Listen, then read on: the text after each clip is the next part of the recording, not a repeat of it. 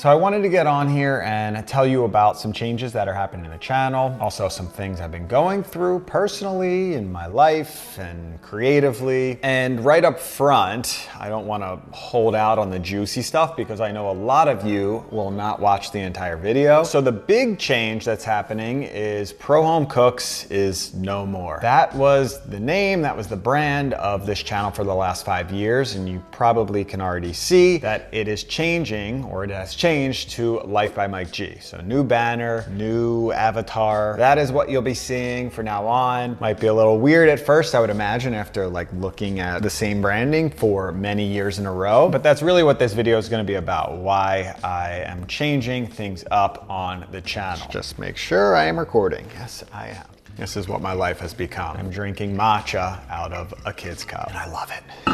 So I've been making videos on YouTube for 11 years now. Doesn't feel that long, but the reason I know that is because you can search by oldest video and it says it right there. 11 years ago, my first video on YouTube. I was making videos before that, and that's what I wanted to talk about, how I actually got to this point. We'll talk about what I've been going through recently, where things are going moving forward. But since it has been over a decade on YouTube, I thought it'd be interesting to update you on that journey. Because many of you are coming in recently. Maybe some of you have been along for the entire ride. Comment below if you have. And it's been a very interesting ride, a lot of twists and turns. So when people ask me like how I became a YouTuber, the short answer is I just put videos on the internet and boom, here we are many years later with a couple million subscribers on my channel. A little bit more complex when you get into the weeds. So when I was growing up, I was not planning on cooking for a living, let alone being a YouTuber, which of course didn't exist at that time. Although I was making some how-to videos early on in my life, which thank God there wasn't YouTube to post it to, because I probably would have, and this type of stuff would have been public. First, I'm going to show you how to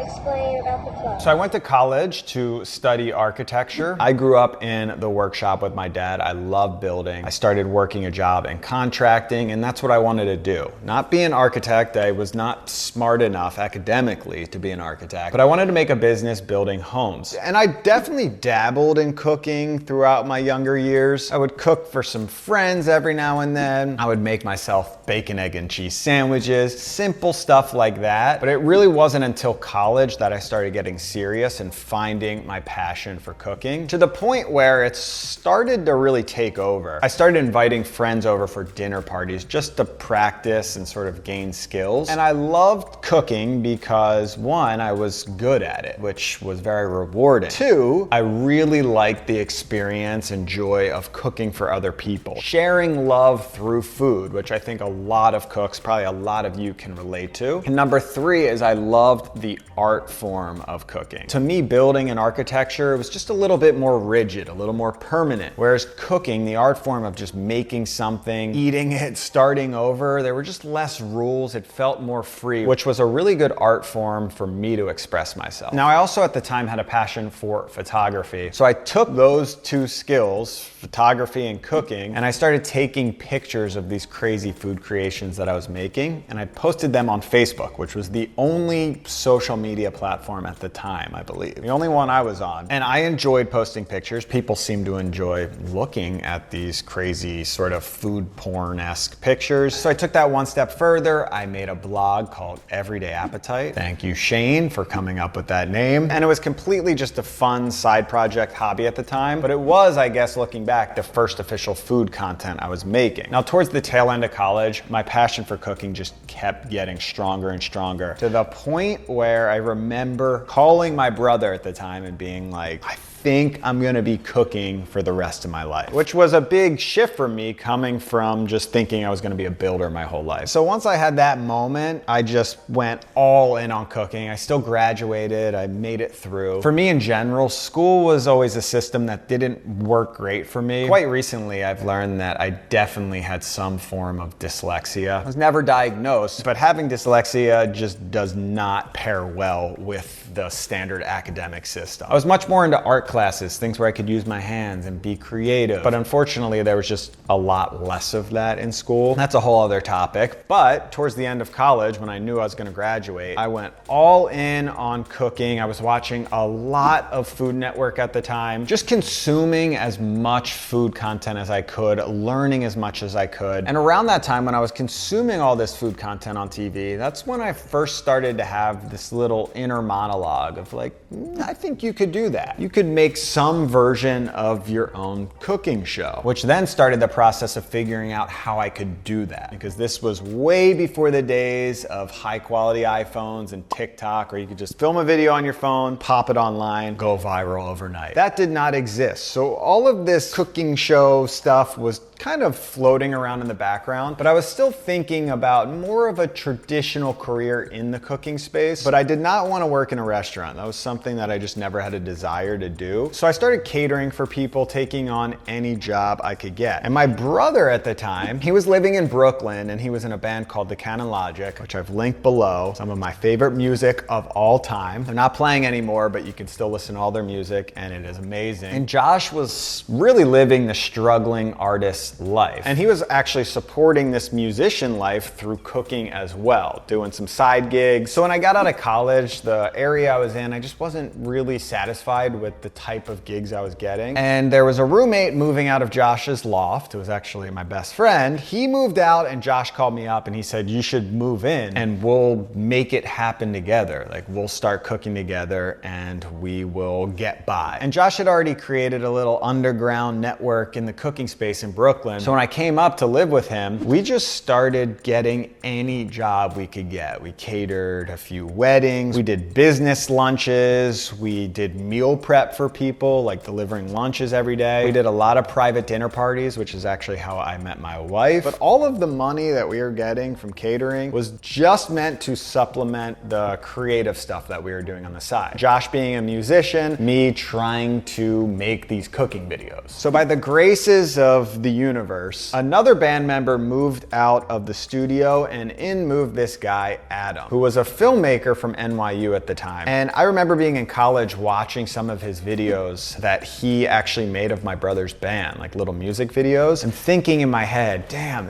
this would be a cool collaboration. This style with cooking content could be very interesting. And this is just when the first Canon 75Ds, they came out for the first time, the first DSLR cameras, where you took these photography cameras and gave them the ability to film things, which completely revolutionized the film industry at the time. And still to this day, I would say 90% of YouTubers, I'm filming on one right now, use DSLR cameras. So Adam at the time really just started filming our life. We had no idea what we were doing or what we wanted to do. And that kind of went on for close to a year. We were never actually producing content. He was just filming things. Until finally one day I said, it is time to just make a cooking show. I don't know what I'm doing, but let's just go up to the roof. I had this big roof garden I created and we just went for it. He started filming me making some fried squash blossoms and my brother was there hanging out and he came in midway through and that's when something very interesting happened, which is Adam caught this dynamic of Josh and I on camera cooking together, the banter, the antics, and that was really the foundation of Brothers Green. And in hindsight, looking back, I don't think I was ready to make my own cooking show at the time. I needed Josh, we needed each other to make it, and that's why we joined forces. We trusted each other, we knew we could do this together, we had something that we could package up, and we just went for it. So we ended up filming 10 more episodes in this style over the course of about a year, and we called the show Yu Nork, and we put it on Vimeo, which was considered like the cooler filmmaker place to post your videos. YouTube at the time was not considered cool, at least in my eyes. This was 2011 maybe. You can still watch some of those Yu Nork episodes below. It was really just how do you explain it? Our cooking, musician, hipster lifestyle packaged up and edited into a cooking show, I guess. Whatever it was, we loved making it, and it actually caught the attention of some executives. Now, at the time, YouTube was trying to make a push to be a little bit more legitimate and compete with television. So Google granted like $300 or $400 million to YouTube, which they then divvied up to all of these production companies with the goal of making these sort of official channels. It was a big experiment. One of those channels was considered like the Food Network of YouTube, and they called it the Hungry Channel. And the producers at the Hungry Channel saw what we were doing with Yu Nork and brought us in to make a show, an official show for the Hungry Channel. And we filmed 3 seasons of this show called Midnight Munchies, which was so crazy to film. We had a blast. It was super high production value. I learned so much from just filming those shows, from being on set. But there were a few things that just completely failed with this entire experiment of Google trying to up production and investing all this money. Number one is they just didn't understand at the time the economics of having a YouTube channel and making money. Our first season production, I think they gave us $120,000. There was probably 15 people on set. We're talking full-on TV production, which is completely unsustainable. They were just burning through budgets. And number two is that a lot of these people that were running these production companies were coming from TV, looking to do something kind of new and exciting, but they still had too much TV ingrained in their brains. So they thought they were running an actual television channel. And on television, you have multiple shows, you have multiple hosts. And I think at one point on the Hungry Channel, there were like 15 shows going with 15 different hosts. And as all of you know now, that's not how YouTube works. You want to go to the channel and you expect to see that one person you connect with, and you subscribe to multiple channels to get different personalities. So of course, everything just crashed and burned and they ran out of money, but we knew that we had a good fan base from the Hungry Channel. And at the time, I did not want to start a YouTube channel and do everything myself. It sounded very overwhelming. But one of the executives at the Hungry Channel, he had just gone to like a VidCon or something. And he came back and he's like, the future of YouTube is just starting your own channel. You guys should just go for it. So Josh actually convinced me. He said, let's do it. And we started a channel. And the great thing about being on Hungry is we had maybe 20, 30,000 fans that just instantly came over from the Hungry Channel to kind of just get us up and going. And those early episodes on YouTube were, I mean, you can still see them if you search by the oldest videos. We're talking filming on iPhones, no lighting, probably no sound. And to me, that is the beauty of being a YouTuber. It's all about upgrading over time, just starting, and then, you know, 10 years later, I've got a full studio. I understand production and lighting and sound and cameras. And a lot of that I learned from YouTube, which is this perfect synergy. I love it. But even though we had a YouTube channel at the time, being a YouTuber was still not the goal. For us, it was having an actual television show, which I think is kind of natural. Whatever you grow up with, seeing all the time, thinking that that's the best, that kind of continues on into your dreams. And we sort of willed that into reality, and we got a television show on MTV International a few months later. Now, MTV at the time was trying to rebrand itself a little bit to get out of the sort of trashy reality television. So they brought us in to create this sort of wacky cooking variety show where we would be able to bring in some celebrity talent and musicians entering into that MTV system and cook for them and interview them, which was kind of wild. We traveled around the world for 2 years doing exactly that, which I will say kind of turned me off of celebrities in general. Left a really bad taste in my mouth. I will not say specific people. Of course, people are people. Some famous celebrities are great, some are not so great. But in general, I just have trouble with people that think they're just better than you because they're famous. It was a good learning experience. The show in general was fun. Unfortunately, MTV was not able to rebrand out of this trashy Jersey Shore, Acapulco Shore, Warsaw Shore. There was like 100 shores at the time. And I mean, I don't even know what's going on with MTV anymore, if it's even a thing at this point. But the beginning of the end for MTV was long before before we got there. So the show got canceled, and the entire time we were making that show, we were still filming for our YouTube channel, just slipping things in. We would film in hotel rooms on the road. When we got back, we'd make videos. But it was still a little bit of a side hustle, and we thought that having a TV show would also bring people over to our YouTube channel, which was not the case. Another great lesson learned. Different platforms are different platforms, and they don't always interconnect. And that TV show did nothing for our YouTube audience. So once that was over and we were done with TV, we went all in on YouTube. That's when we started getting more production gear. That's when we got an agent. And that was when we really started doing consistent videos and just getting better at making videos on our own. And we were finally figuring out some viral concepts. Both Josh was filming his own videos. I was filming my own videos. We were filming together. It was the wacky world of Brothers Green Eats, which I'm sure a decent chunk of you followed along with, but there were some cracks in the foundation of Brothers Green. Josh and I were having some personal issues at the time. I'm not gonna get into them to just protect our own privacy. We have since worked out all of these issues. We are great friends again. We recently collaborated on camera for the first time in many years, but creatively we were also in different places. It was kind of like we were two CEOs trying to run one company, and there was just too much clashing happening. We wanted things to go in different directions. And for me at the time, I was starting to go deeper into my cooking practice, learning how to ferment things, becoming a better baker, learning how to make all of these different things from scratch. And the Brothers Green brand was really about Munchies, cooking in your dorm room, quick 4-ingredient meals, and things were just not in sync, which of course is a problem. So I don't think anyone actually knows this. I don't know if I've told anyone this. People think I just like took over the channel and kicked Josh out. That is not what happened. Over the course of time, we were figuring out that it was not working, but there was no answer on what to do moving forward. So actually my wife one day was like, you should buy the channel from Josh, which seemed crazy because that wasn't a thing that like you did on YouTube. I still don't think many people do that, but the seed was planted and I started thinking about it, and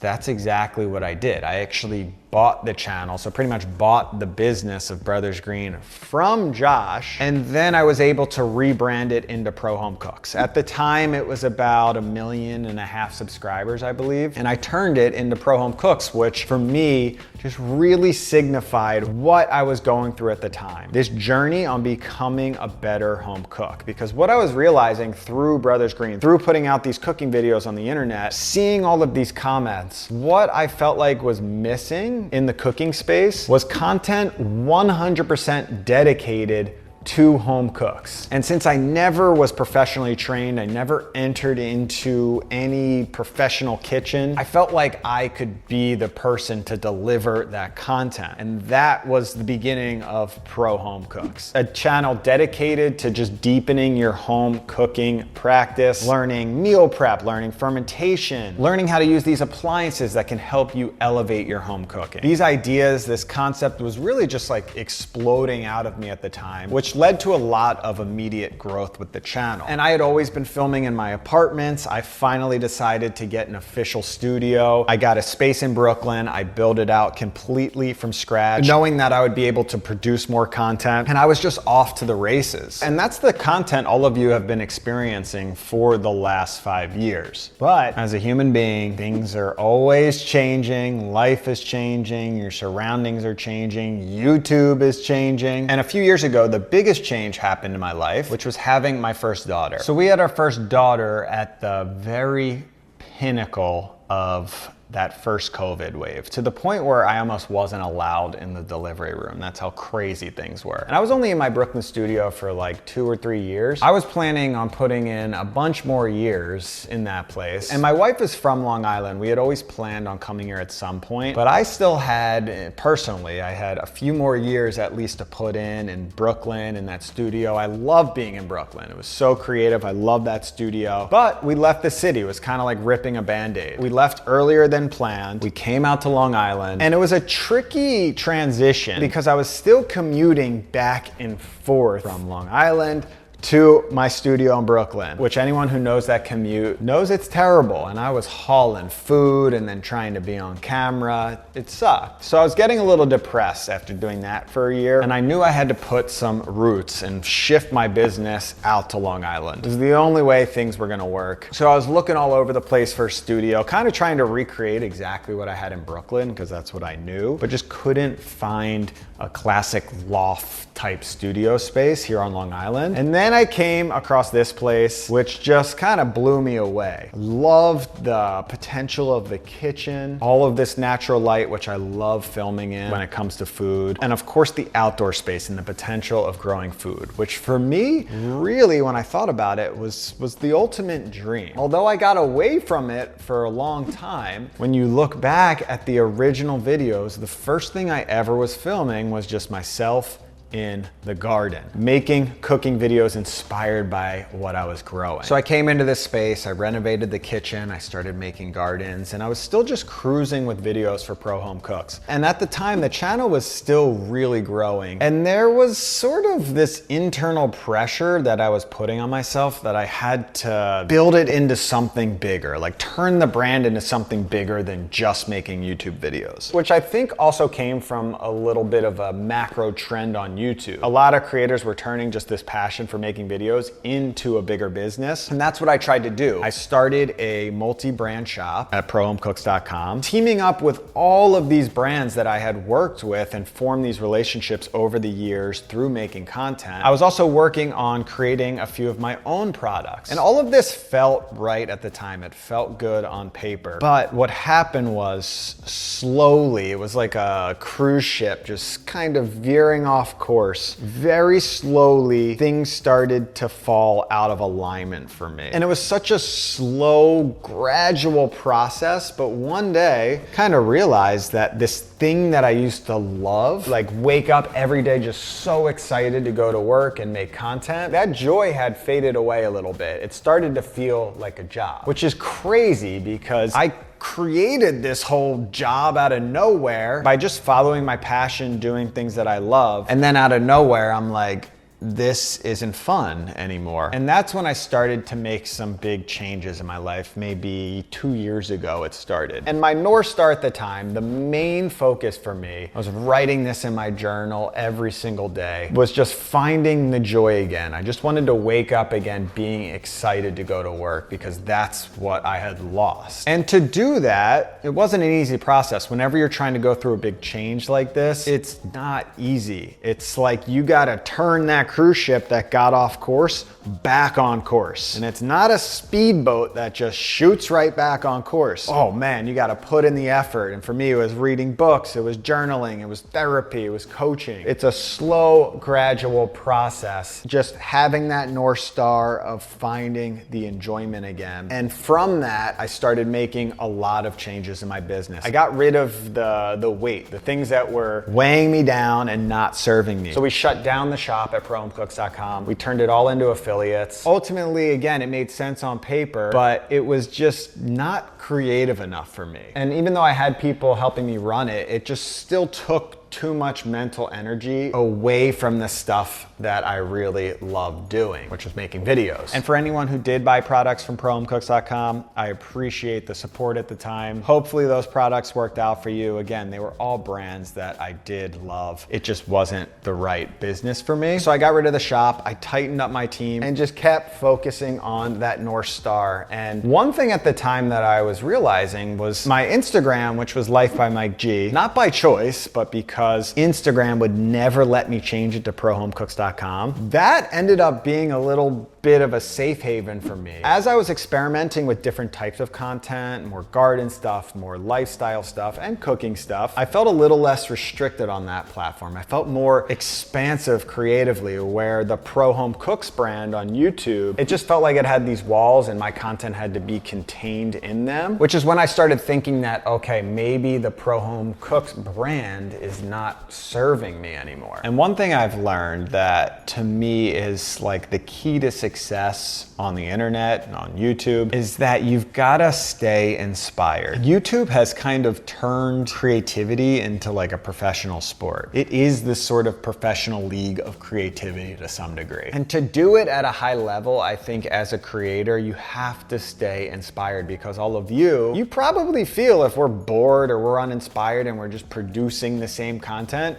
you'll just stop watching. And for me, the game is to do this for a long time. I've been doing it for a decade and I want to keep doing it. That is one thing that I've learned through this whole process is I just love making videos. I want to continue making videos, putting out inspiring content. And to do that now, I felt like I needed to change the brand from Pro Home Cooks to Lifebymikeg, really because it just feels like I have more space to do what I want under that brand. And I don't really think outside of the branding looking a lot different, this is a major change. The content that I've been slowly shifting to and making over the last year or two, that's the content that I'm probably gonna keep making, and I'll keep growing and finding new formats. But I do know that Pro Home Cooks, that mission, that brand is just not serving me anymore. I made hundreds of videos under Pro Home Cooks. I had a lot of success with Pro Home Cooks. I hopefully inspired a lot of you to become better home cooks. And that journey in my life is over. I also think that concept was more niche at the time when I was doing it. Now there's thousands of people doing similar types of content. And really Lifebymikeg, it represents where I'm at right now, which is being able to share what's going on in my life. I've always just loved learning things, making videos about them, and sharing them. And right now, a lot of that is still focused around food, but there's just more lifestyle stuff as well. There's more gardening. And I want to just be able to make the content that inspires me. And I can say that over the last year of making some of these changes, I have found that joy in making content again. I think this rebrand will just take it a step further. And the ideas are just flowing again, and most importantly, every day I'm excited now to come to work and make content. So that is my rant. That's, I guess, what's coming. Did I answer what's coming? We'll have to see. But the last thing I'll say is just thank you wherever you got on board on this journey, on this channel. If you've been watching since the hungry days, Brothers Green, Pro Home Cooks, or maybe you just subscribed, thank you for watching and supporting this channel and letting me, keep on doing what I love to do. This really is my passion. It's a dream job. I am very grateful I get to do it, and I take that very seriously as well. I want to keep doing this and keep putting out great content. And yeah, thanks for making that happen. And thank you for watching.